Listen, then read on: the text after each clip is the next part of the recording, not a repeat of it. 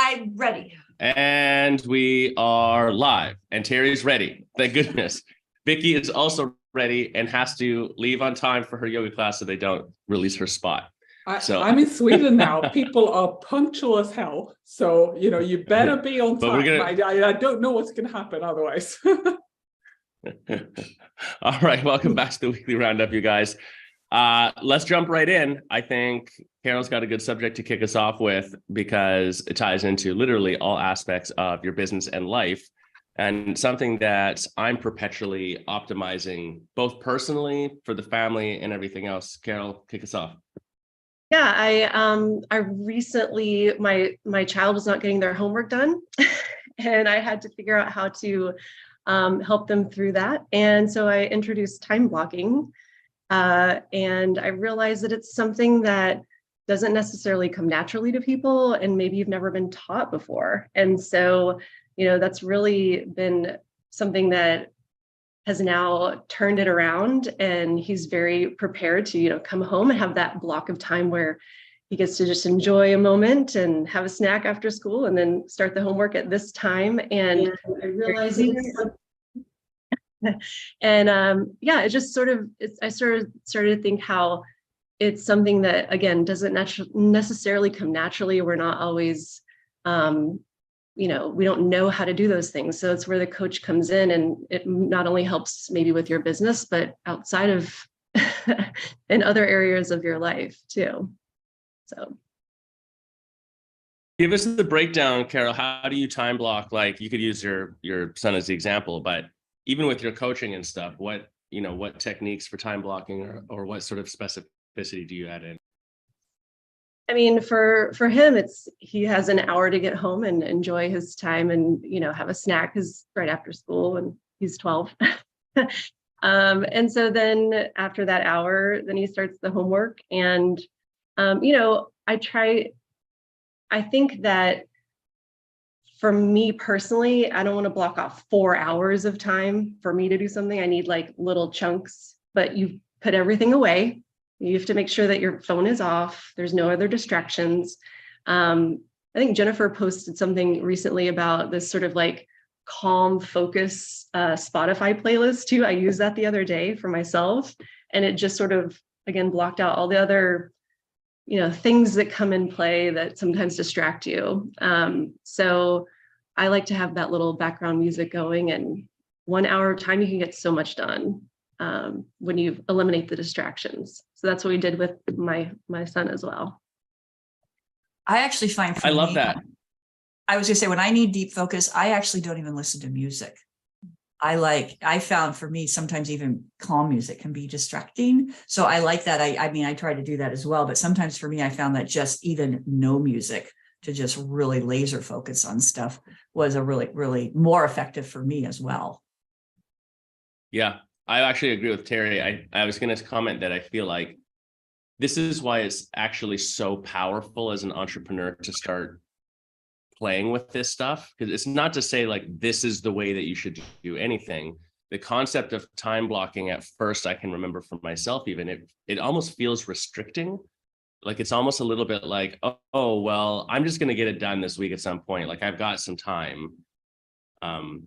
We tried, even both myself and then a friend of mine that I was coaching with on his business, the idea of like, what are the 3 big dominoes this week? And like, no time blocking, but just if you're working, just work on those things. But it just didn't work for us. Like time blocking was the solution that actually makes sure that there's space to get something done. And I have a theory why in a second. But to Carol, to your point with the music and Terry's comment too, I feel like the lost time is when you get to your time block, but then you can't immediately start working. Like you get to the time block and then you're like, oh, I've got to clean this thing up. Like your brain will look for the procrastination distractions. Oh, I need to get my playlist ready. Or like, oh, I just got to answer this email really quick. Or like the worst one, honestly, for most entrepreneurs, for most yogapreneurs that I've worked with, is even if they have a space and the music they want or the no music, like for me, I want dead quiet. I want zero distractions so that my brain is so bored, I have to do the thing. Otherwise, I'll just start singing and dancing. I don't actually do any of this shit. But when you get to the time block, if then you're like, oh, okay, here's my 1 hour to work on something, or even if you know the thing, but it's too generalized, if it's not specific enough, you don't know, it like takes you half of the time to get going, to get into the flow. So time blocking, and this goes back to my theory on why I think it's a very powerful thing, it makes you look at actually how long are things going to take. We often over or underestimate what's going to happen. And a lot of the time is in the setup, it's in the planning, it's in the whatever at the start. So like the powerful thing I would add to this is like, if you're going to a time block to work on something, in the best case scenario, you arrive at that time and you already know what you're going to work on with specificity. So it's not like, it's not generic. It's like, by the end of this 1 hour, I'm going to do these 3 things exactly, even if the project is going to take more than that hour. And it just lets you have a better gauge, but it lets you also then see on your calendar with time blocks, like that means it's going to take me multiple days to complete this. And it's like, it's okay. There's space for that to happen, sort of thing. Go ahead, Vicky. So I recently tried something I hadn't done before, which was to work from a co-working space. This was from necessity because I was moving house, so I was in between houses and really didn't have anywhere to be. I was sleeping in the studio at the time. So I was using a co-working space, and I was just surprised at how good that felt working in that environment. So I think you have to just find for yourself, you know, what's a good environment, what's a good setup. But I was surprised at how good it was to just be around people who were also working in a really focused way. For me, it was a little bit like the same reason I like to go to a studio and do a yoga class, because there's people around me and they're doing the same thing. So you feel like, you know, this is the right thing to do here. And it kind of feels good to be doing it with other people. So yeah, for me, that's definitely something I would try again. I was going to say that also 2 points on that. One is it also helps create, I'm just making a note here, is before I moved to Ohio, when I owned my studio, I lived in a loft. And so it was a 1,500 square foot loft. It was actually bigger than my studio, almost as big as my studio. And the thing is that because my studio was small, I didn't have space to work at the studio. I didn't have an office.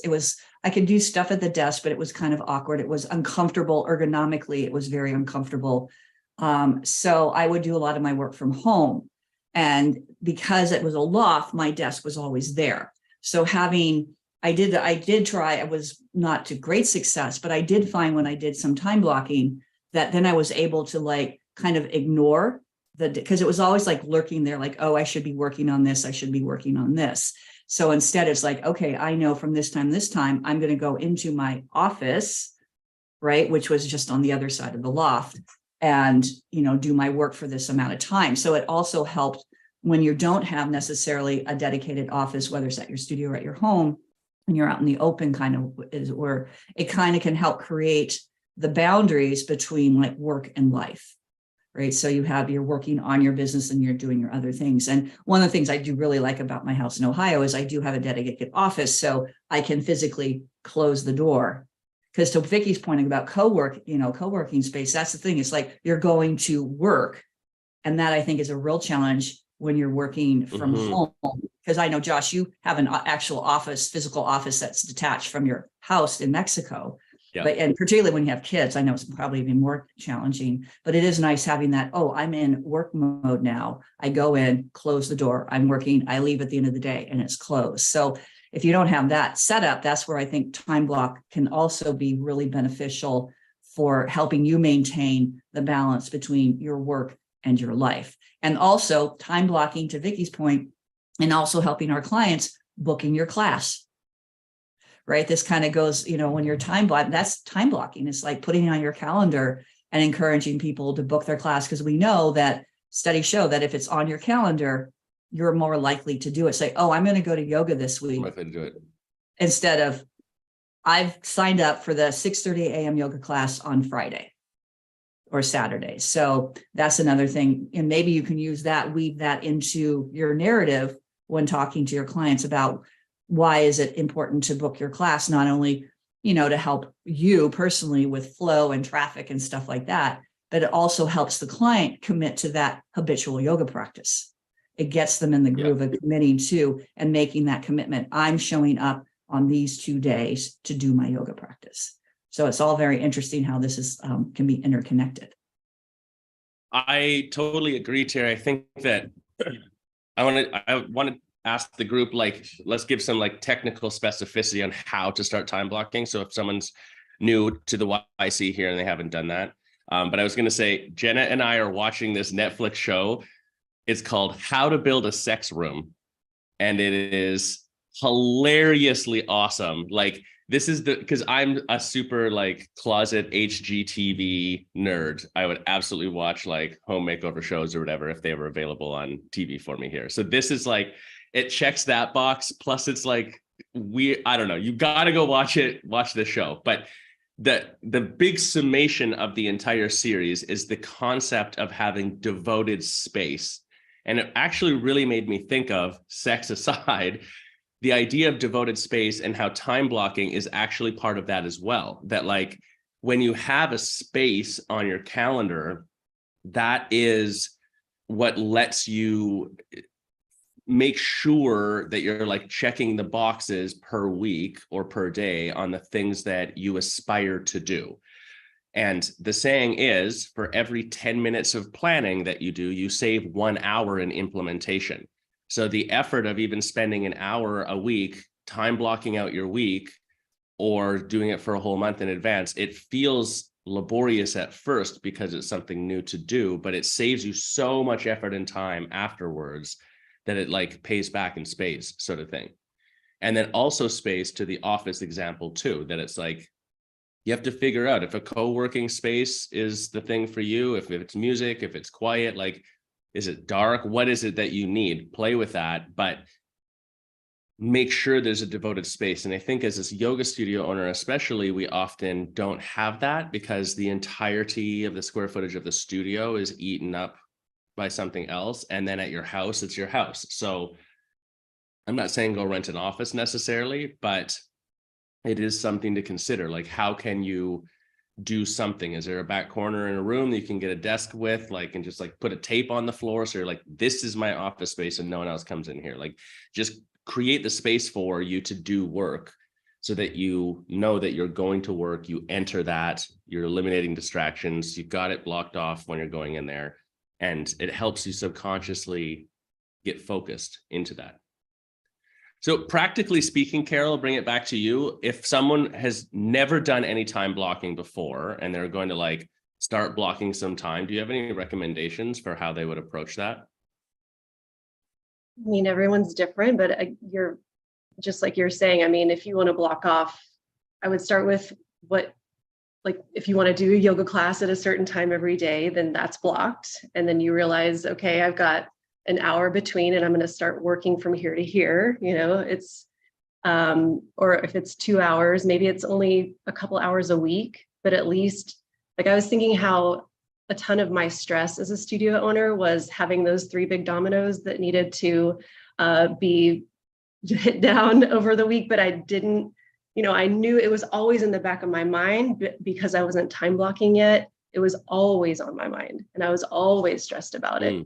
So if you can figure out, okay, 2 times a week, these are the 2 hours here and here that I'm going to just settle down and really hammer these things home, that could be enough. And then you're not stressed about it or thinking about it in the other parts of your day. Yeah, I love that. And you might not even know what you're going to do during those hours yet. Like, you just put them in the calendar moving forward so you've got the space for something. Yeah. And I would also add to, when you're time blocking as well, if you physically have to go somewhere, like to a yoga class or to a meeting, that if the meeting's from noon to 1 and it takes you 20 minutes to get there, you actually start your time block half hour before the meeting. So, this is because otherwise maybe you book something right up against it and you're like, oh my gosh, I'm really running late. And then I'm fearful that oh, I'm segueing this, Josh. I'm fearful that my spot in yoga class that I booked is going to be released because I didn't give myself enough time to get there. Did you like that segue? I like that. I know where we're going next. Okay, time blocking. Do it. If you have questions about time blocking, book a free coaching call with one of the coaches. You can do your first coaching call free. It's not some weird canned pitch thing. It's like legit a coaching call with one of us to see how we can help your business to get your immediate questions answered. And maybe you're watching this and you're thinking, I need to figure out time blocking. Great, get on a call. We will time block a week for you and then talk about how to help you leverage that time moving forward. But to Terry's point, Terry, take it away. Cancellation policies, they've been coming up a lot lately. Now that we're in January, studios are busy, studios are full. What's up? It's exciting. It's really exciting to see so many clients. I know that Kristen Stapp of Orange Lotus posted a picture of her weekend last. She was at 91.2% capacity last weekend. And some people that's like, yay. And other people like freaks out a little bit because it's like, oh my gosh, what's going to happen? So do yourself a favor is if you don't have, or if they're loosey-goosey, really define what your policy is for booking, for what your cancellation window is, if you have wait lists, how many people are on the wait list, what the wait list lockdown is, what's your late cancel and no-show policy, how are you going to handle that? And then have it, the thing is that once you set it and what the fees are going to be, the dreaded fees, and there's a couple of ways you can do with fees, is like if it's really, it really pains you to have to charge people when they don't show up, what I know some studios do is they have a specific organization, whether it's, you know, the SPCA or the Humane Society, whatever it is that they say, okay, what we do with all our late cancel no-show fees is every month we donate to this organization. So that can take a little bit of sting out of it if that's something that resonates for you. And then once you do it, it's like anything, have integrity, you got to stick to it, right? Because the worst thing you can do is have the policy. I know we've talked about this before, is having a policy and then not sticking to it. And then it's like toddlers or teenagers. They're just going to keep pushing and pushing and pushing and pushing. And so one part of this that is interesting, and I did it this way initially, and then I changed, and I'll tell you why. And I noticed it at a studio that Josh and I were at last week, and with another client of mine this week, is having a release of spots. So your policy is book ahead of time. And then the policy is if you're not in the studio, checked into the studio by 5 or 10 minutes, whatever it is before class, we will release your spot. Now, I know a lot of studios do that. And I would challenge that to say, what is the problem that you're solving for? And because what I heard my client telling me, and when I saw firsthand last week, is at the studio last week was their policy, I think it's 5 minutes before, whatever it is. It's like, then you have, because people know this, and then people show up hoping that they can get into class. And then the other thing is if they don't show up at the prototype time, then they're moved to standby. And then, so then they come in and their spot's been released and they're trying to see if they can get in the class. In the meantime, somebody else has gotten to class. And what happened last week, the weather was crappy. It was raining. The parking lot at the studio was full. People were having trouble finding parking spots. They were trying to get to class. They got there. Somebody had already taken their spot. And then there's a lot of friction, a lot of tension, a lot of ill feelings at the front desk. So again, going back to what are you solving for? Are you solving for that you want to make sure the class is full? Well, that's why you charge a no-show fee or a late cancel, right? So that's why you charge those fees. So I initially did that where we released spots and it was a cluster. I mean, I would have people at my popular classes, they would be lined out the door trying to get into class. And I had a tiny lobby and it was creating such a bottleneck. And it was a lot of ill will from clients. They were like, why are you doing this? And I thought, why am I doing this? So then I changed my policy was when you reserve your class, we guarantee that spot. We are not going to release it. However, if you don't show up, you're paying for it because we held that for you. And I ran that by a couple of my members before I made the policy change, this longtime members and people that come a lot. And they're like, Terry, that is so much better. It takes so much stress. If we know we're running a few minutes late, that I'm not stressing that my spot's going to be released. So I just challenge you to think about what is it the problem that you're solving for when you're releasing spots? And is that really serving you or is it serving the client? And what type of experience does that create? particularly if the person who signed up is a first-time client and they don't know this, or maybe they didn't read it. And now all of a sudden you got a first-time client, reserved a spot, got released, is pissed off at the desk. What's the point? So I'm just something, Vicky. Yeah, I was going to say, you might think that you have to have a studio where every single class is completely full with a wait list to have a late cancel policy. You don't. Mm-mm. No. And especially once you've implemented it and people have gotten used to it, then it's fine for classes to not be full at all. When people are aware of this policy, they start to get disciplined about their bookings really fast. Yeah. And then you know, you have that discipline. It just works. So I would encourage everyone, even if you don't have a crazy waitlist situation, just start implementing that policy. There might be a little bit of questions about it in the beginning, but if you do it right, so a good way to do it is to give people one oops. Yep. And you keep track of this. You can keep track of it in any case. Yeah, most systems will have some kind of notes or contact logs or something like that. And you have a system. I have a special little tick that's called an oops. So it's very easy for my front desk staff to see that this person has been given an oops already. Then they know, okay, it's fine to charge them now. But the oops means that the front desk person will try to call the person who didn't show up or late cancelled, and they will explain the policy to them. If they don't pick up, they're going to send them a text. So they're going to make really sure that the person is now aware of the policy. Then we are fine to charge them next time. And I actually did one thing added to that, Vicky. I did this. I called it the get out of jail free card. And I actually had a pricing option called get out of jail free card. It was a zero pricing option. Yeah. And we actually charged the client that, and then they would get the receipt and it would say get out of jail free card, $0. And then I had, and they're like, oh, it was sort of a humorous way to let them know. And we said, and it's like, you're receiving this because blah, blah, blah. And that really helped as well. And then we could very easily see, we could just look and run who had a, oops, I get out of jail free card. And That's like brilliant. I said, yeah, it was a very humorous way. I might have to steal it. You can steal that. Absolutely. I mean, yes. I'm going to have to go now because agree. I'm going to be late. I'm going to be late for my yoga don't be class. late. Vicky, don't lose your spot. Don't lose your spot. Get your spot. Bye, Vicky. But yeah, that was a really effective way to deal with that, was the get out of jail free card. I was going to say, I agree. Actually charge them and zero it out so they see it. And then also that's on their account then. So then you can go back and see that really easily. Yeah. I think that this is an interesting point. I understand the sentiment of like 5 minutes before, and then we got to let the person in and want the class to start on time and whatever. The problem with it is, and this is just practically what we've seen, the problem becomes, where's that line? And like, will your team enforce that line? Like if the class has to start on time, that's an obvious line and you can enforce on that.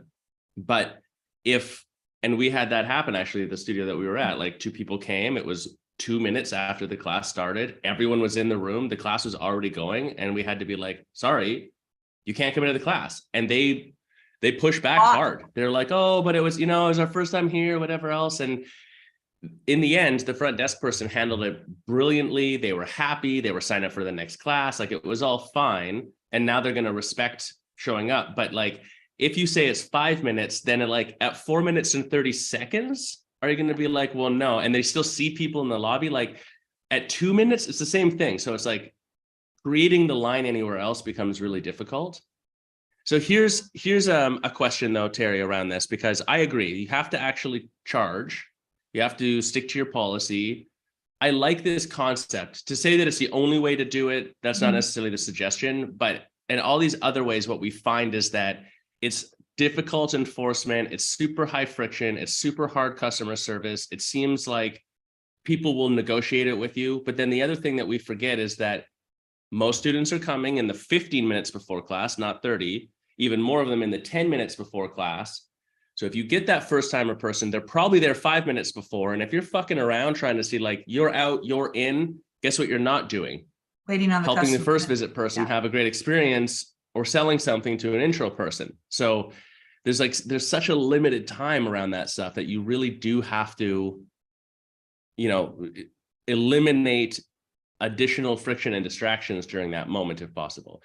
But here's a question that's come up, and there's a little bit of control because of the booking system and how they actually work, depending on what you're using, right? But what about now, mid-January, after all of this, with the booking window ahead of time, the cancellation window, like the late cancel, etc. Carol or Terry, do you have any thoughts on like adjustments there that seem poignant at this point? For me, I can tell you it's like having, because I'm not sure with other systems, but I know in MindBody, you can have the cancellation window at X and the waitlist lockdown at Y. So like for me, the policy was late cancel was 4 hours. So if someone did late cancel between, hour 4 and hour 2, if you were on the wait list, you were automatically added into the class, right? And then at 2 hours, the wait list was locked down. And if someone late canceled, then that spot could become available. And when we would literally get on the phone and try to call people, and then my policy was we don't leave messages. If we get you, then not. I actually called somebody because I knew he was lived really close to the studio at 25 minutes before class one day, and said, "Hey, Ravi, I'm there. I'm getting in my car right now." So that then becomes the customer service thing as well. And the other thing that I did that was helpful is part of my policies was that if you add and I had this worded, if you add yourself to the wait list, you are de facto telling us you are going to take a spot should it become available. If a spot becomes available and you are added from the wait list and you do not cancel, you will be charged a late cancel fee. So I made it really clear too. And then that way, because with MindBody, you can set up the text and they can reply yes or no.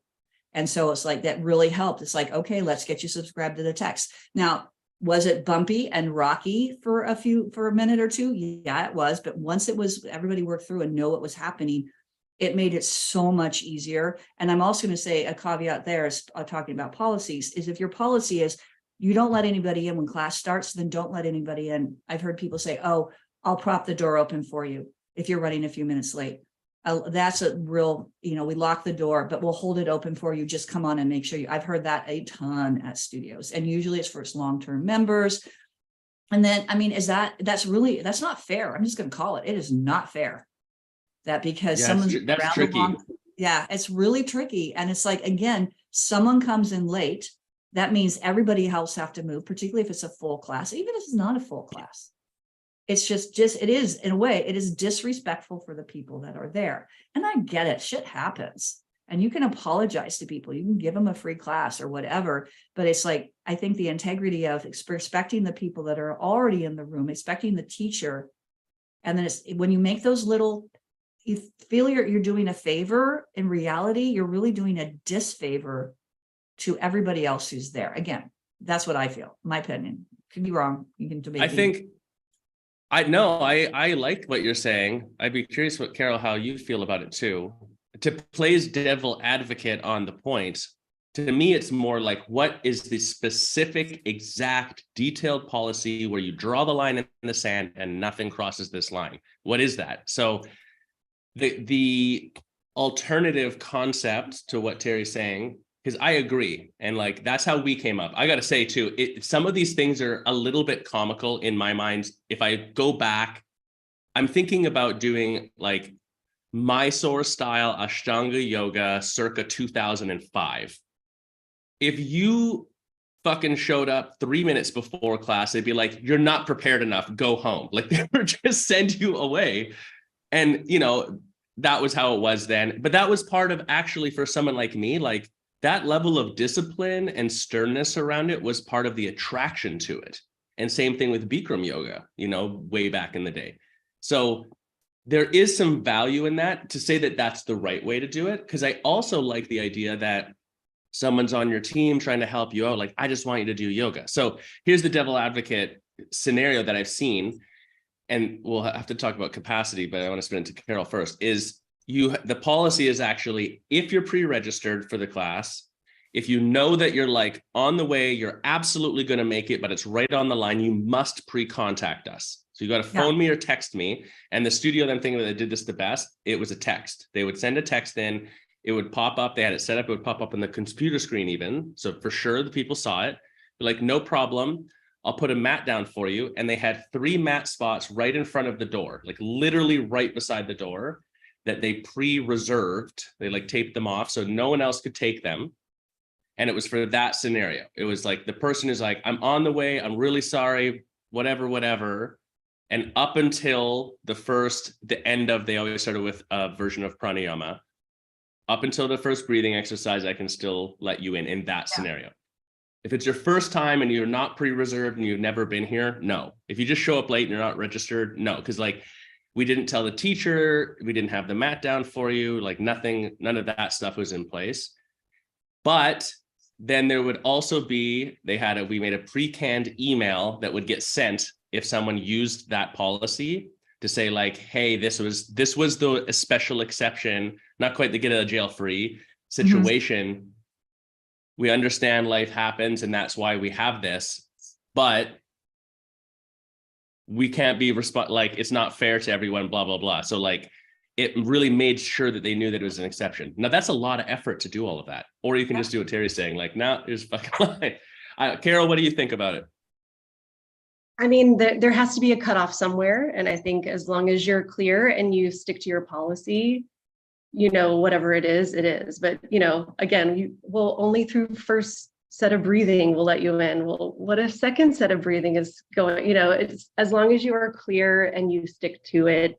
I think that you got to train your students a little bit and they start to respect it if you're consistent with it, right? So that's that. My home studio is definitely like, once the class begins, that's it. Nobody's let in after that, and people get it. And if they come late, we are happy and like you said, like sign them up for the next class. This is our policy, and this is why we have that policy. But you just have to be consistent, I think. I can tell you, when I taught in Hong Kong, obviously, once the class started, you could not get in. Literally, they would have the front desk standing in front of the door, and I would hear arguments going on at the door.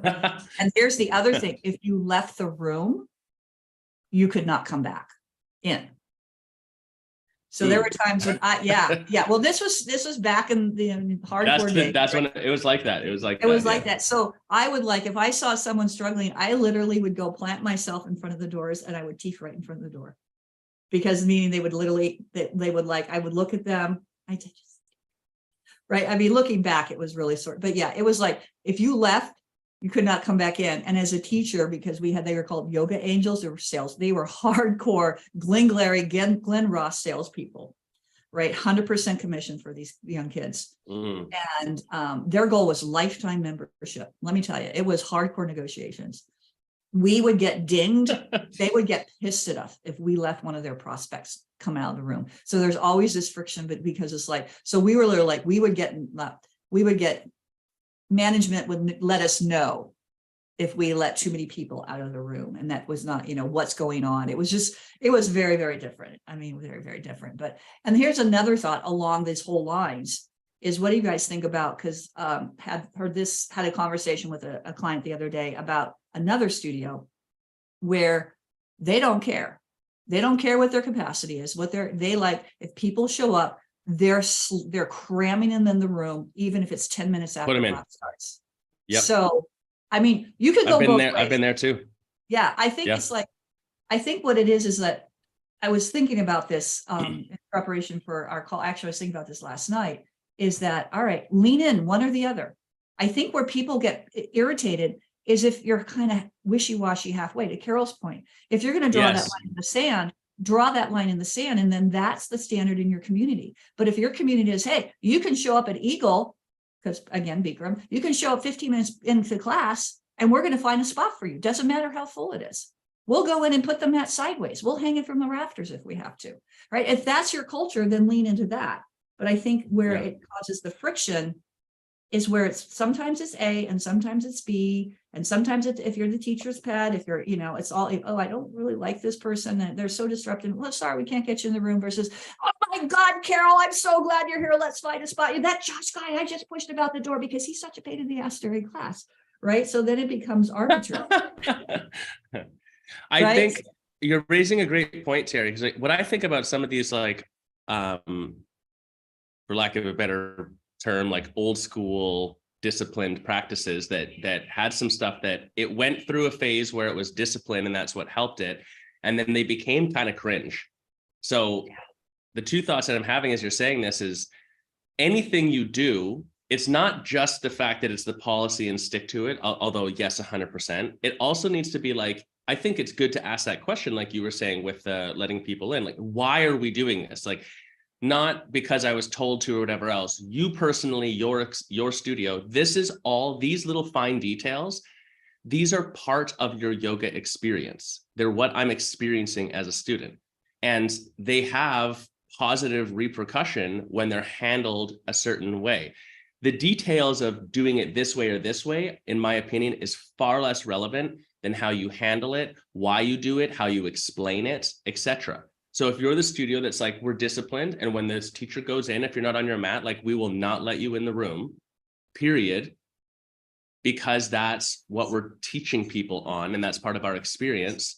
That's one type of experience. Or the one you're saying, like, I don't give a shit. If you're pre-registered, coming halfway through the class, just go in there. I've been in studios like that too. It's a bit weird because it's not how I ran my studios, but I get what they were going for, and the teaching style of the class, of the teachers and everything else, that was congruent. And the mentality was like, people need yoga. Yeah. So like, it's not my job to manage your life outside of this. So there's this is just to double down and echo what you're saying. It's like, stick to your policy, but I would just add in, you should be able to not fight, but like go to bat for your policy. Like, you should have a deep reasoning why, and you should look at it as it's part of your yoga experience. And because when you start to look at it that way, you'll often say like, well, we have this policy, but if I really step back and say like, I want my yoga experience to feel and be like this, it's incongruent. That's where there's a problem. The other couple of things I'd add that we have experienced is just the clarity on the policy across your team here is one of the most important fundamental things, because what happens is you'll get the situation where you have a policy, but then one person bends the rules and the other person doesn't, or worse, and we see this very often, Terry and I just saw this, there's a front desk person, and despite the fact that everyone knows the policy, they're like, oh, I'm not sure if you're allowed in or if we can do this. Let me ask Carol who's teaching. And they like push it down the line and like, or let me ask the owner. So it's like they disempower themselves in their position of authority, basically, in doing that, and then put someone else in an awkward position. Like if I'm teaching and Terry's the front desk and she's like, I don't know, Josh, what do you think? Can you get him in there? And then I have to be the person to be like, no, see you later. Like then I'm the asshole, right? Like that passing the buck. So the clarity and everyone on the team knowing exactly how to deliver on that, I think, is a big element of this too. Yeah. And I was gonna say, I'm gonna throw sort of the antithesis of what we're talking about is, what do you guys feel about, because this has come up recently. So full class, but what happens again, certain parts of the country, wintertime, blah, blah, blah, it's dark, people aren't. So what happens, what's the policy? One person shows up for class. And it's like, oh, because it's only, we're canceling the class. And one person. Oh, yeah. And that's sort of like, an interesting policy there is like the policy of the studio is if only X number of fewer people show up for class, then the teacher can cancel class. I'm like, huh. And I know there's studios that do that. That's a really common thing. So here's the perspective that I would put on the table for people to consider. If you were a brand new studio and people are just hearing about you and you're trying to build up your studio and your student base, how would you handle it? And then why would that be different at year 5? That was the big thing for me, was like, we had a policy where if there were 3 people or less in the room, you were allowed to practice with them. So it'd be like, you get to, like, how you teach the class changes.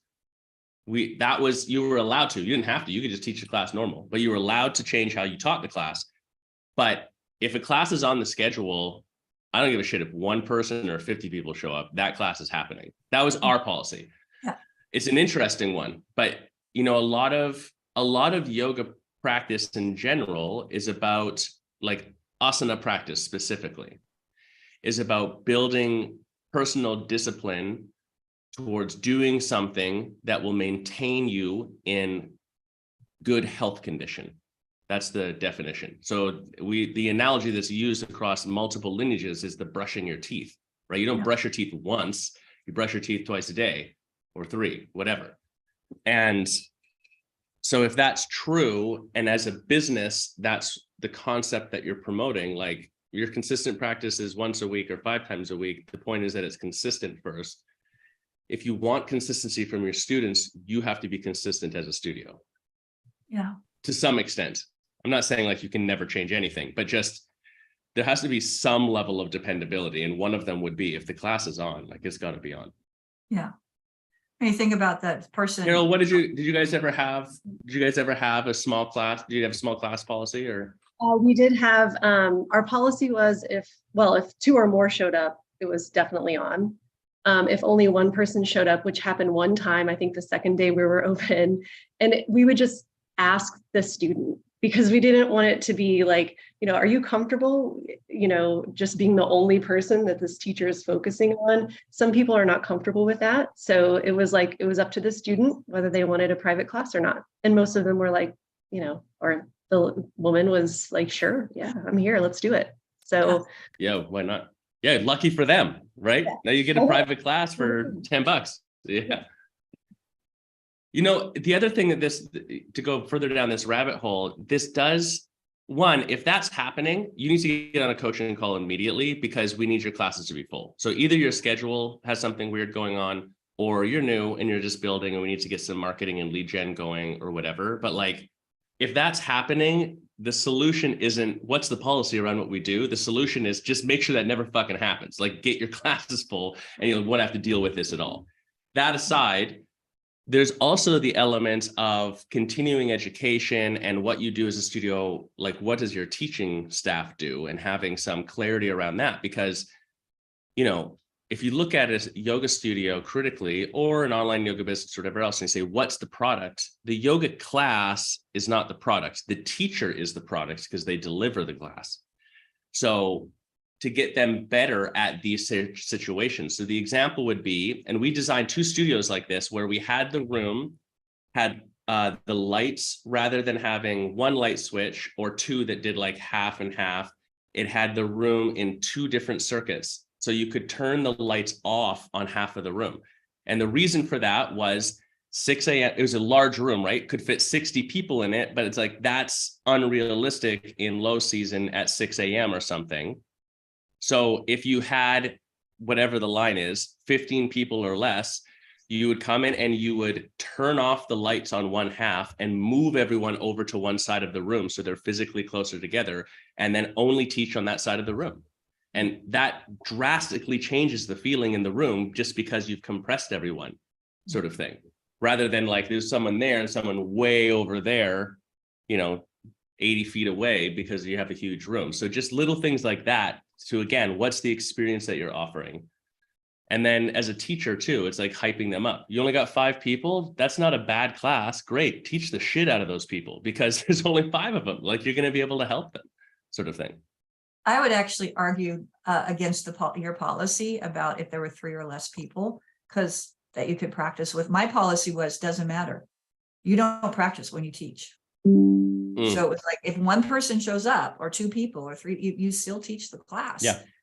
I know it's like, there's all different ways you can approach this.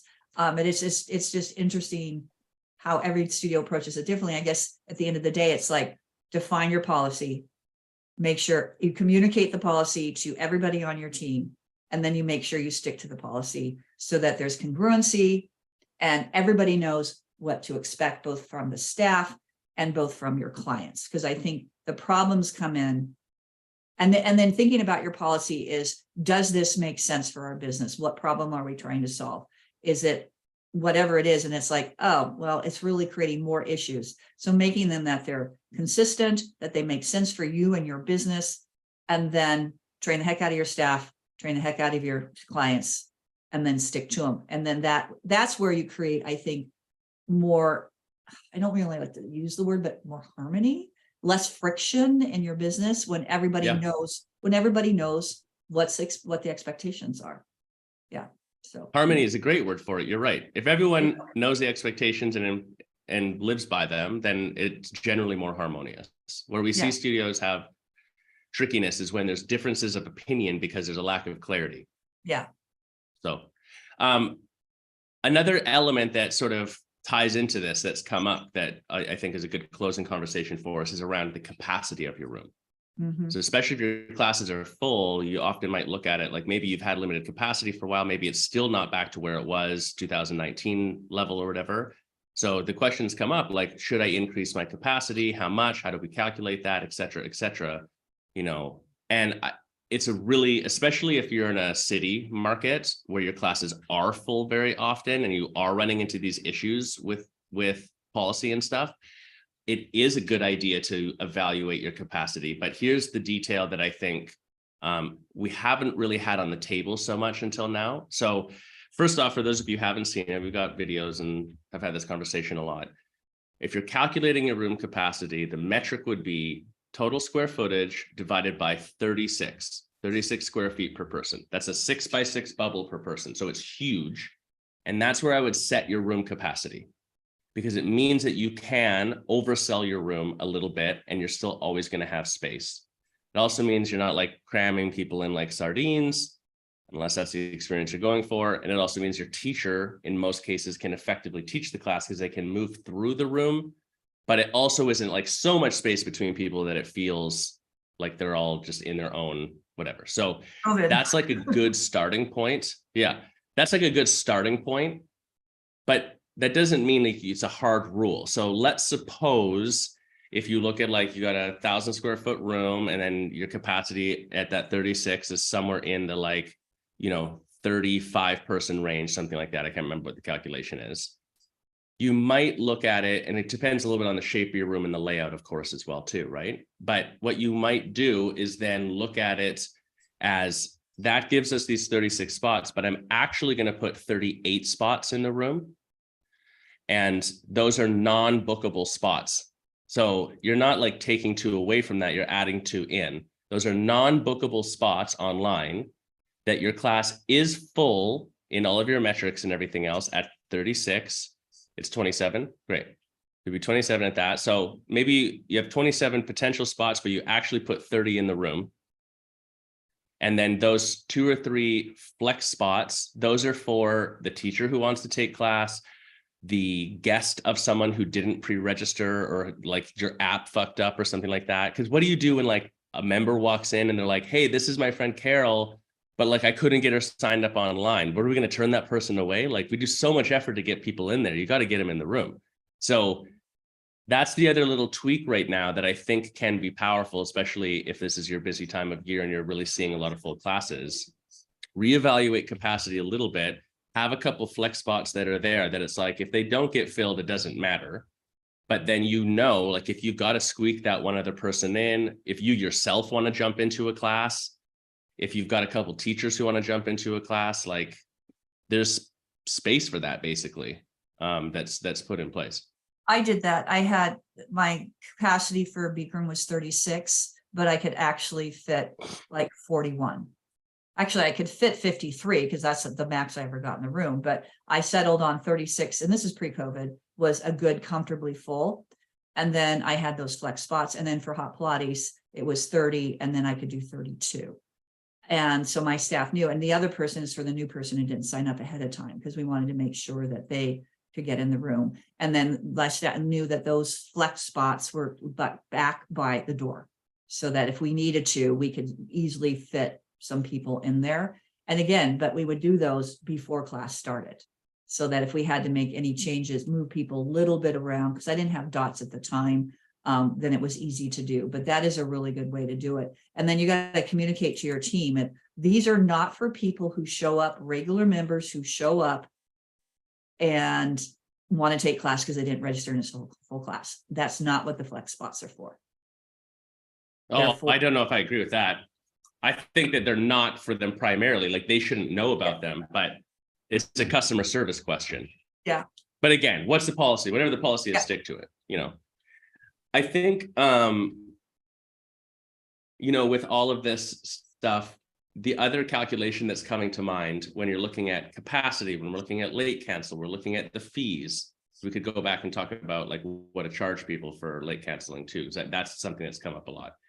In the end, all of this stuff should be structurally set up so that, one, you're offering a great yoga experience. That's number one, because I've got a whole video and stuff that's getting edited right now that'll come out really soon, you guys, just talking about, state of the industry, predictions moving forward, what we're seeing that's working or not. And there's been some big shifts, but the big thing right now is like the biggest differentiator between two yoga businesses is the experience itself. It being like a hyper-defined, uniquely angled, problem-solving, clear experience. That's winning. Doesn't matter what the experience is, it's the clarity that makes the difference. So this is all part of that. That's number one. Number two is then you have to understand that it is your responsibility as the owner of your business, whether we're talking a brick and mortar studio or your online business or whatever else. You are not your business, but you are responsible for the success and health of your business. So anytime you don't have these stuff in order, or you're not willing to abide by a policy, and it's therefore causing detriment to your business, it's like not respecting the business for what it is. And I don't mean to be harsh on anyone or cast any shade, but it's like if your business isn't thriving, it's diminishing the impact that you can make in people's lives. And in the worst case scenario, if your business doesn't make it, you can't fucking help anybody. So the one disgruntled client once a week, or the staff member who like you've got to push back on and be like, we have to abide by this policy, or the policy line of like, if you don't show up and you're pre-registered and you didn't use that spot, like I'm gonna charge you this $25.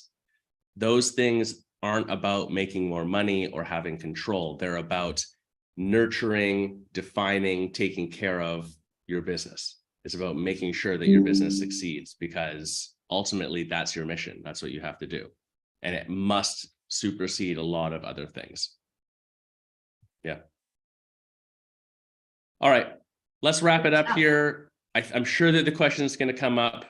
What do you charge for late cancel or no show? Do you charge?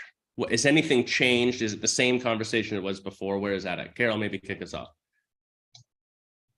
Oh, well, I know my home studio, we just increased capacity, and we did, we're still charging $25 for no show, and the late cancel, we got a little bit, if there were spots available that didn't affect anybody for the late cancel, we did not charge them. And I think that was a nice boundary, way for us to, if we wanted to train them to let us know they weren't coming.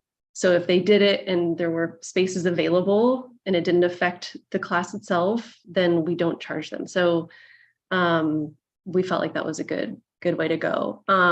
But we did just increase capacity. And one of the things I thought about was, should we lower that charge amount, since now we have more spaces? But with Terry's discussion about, no, we're holding that for you. Like our studio does, we hold it till the end. There's not like a release of it 5-10 minutes before. And if we're holding it to the end, I still believe that it's worth that full $25 charge. So that's where we are at currently. I don't know if other people are changing things. I think our late cancel is 2 hours still, 2-hour window. Yep. Yeah, I think, your single class, that's the value of a spot, that you're pegging the value there. So when in doubt, I would go with that as the charge. Terry, any other? Oh, well, I did. Oh, God, ringing in my ears. I did. Actually, now thinking about it, it was a little bit unfair because I charged members $25 for a late cancel or no show. And for class card people, they lost the class. So that if it was, I can't remember what my 10-pack was. So actually the 10-pack, the class card people were paying a little bit less. You know, in retrospect, I'm like, oh, I actually charge my members more. And I do know there's some, I know some studios, you lose the class and you pay a fee. I know some studios do that. I didn't want to quite go that route. I think it needs to be, and I got a little bit, I guess my head chopped off last weekend when I said this I don't know if you remember that, Josh, but I said, you really kind of need to make that late cancel fee a little bit of ouch. Right. Because if it's like $5 or something like that, it's like, oh, no big deal. It's less than a latte. Right. So you kind of want to make that late cancel fee or that no-show fee a little bit of a sting, so that then it's like you're training them that this is the reason why. I one time had one client, she paid more in late cancel fees in 1 month than she did for her membership. And partly, this is another thing about looking at your parameters, pointing my finger, is what is your booking window? Because I realized the reason this happened is I had my booking window way too far in advance, so that people were booking out months in advance. And then they would even though it was not, they would totally forget that they had booked that class. So that's the other thing too, is when you're looking at your booking is, you know, I would recommend no more than 30 days out, that people can't book beyond 30 days. Some like this at Spenga where I taught, it was 2 weeks. You couldn't book out. So every day, you know, another day was released. So that's the other thing too, is looking at, is it because people forget if it's too far out, they're maybe forgetting, they don't look at their calendar, whatever. So, and part of this whole late cancel no show is looking at the parameters within your system of the booking window. You know, all of these things need to be, again, great time. If you want to book a call, we can walk through this, working all of those things, making sure all the, you know, the T's are crossed, the I's are dotted, all in your system, making sure that you have auto emails that are going out, that they're all congruent, they're all saying the same message, all of that stuff, because there's a lot of moving pieces in all of this once you've said it, to make sure then that everything is communicated consistently. Yeah.